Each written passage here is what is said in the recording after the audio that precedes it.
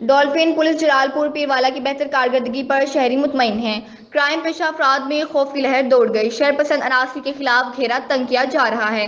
مان T V reporter نادر عباس سومرو کی report کے مطابق بتایا گیا کہ جلال پور پیروالا تعینات ہونے والے incharge dolphin police Aamir Khan اور ان کی ٹیم کی بہترین کارکردگی پر شہری مطمئن ہیں۔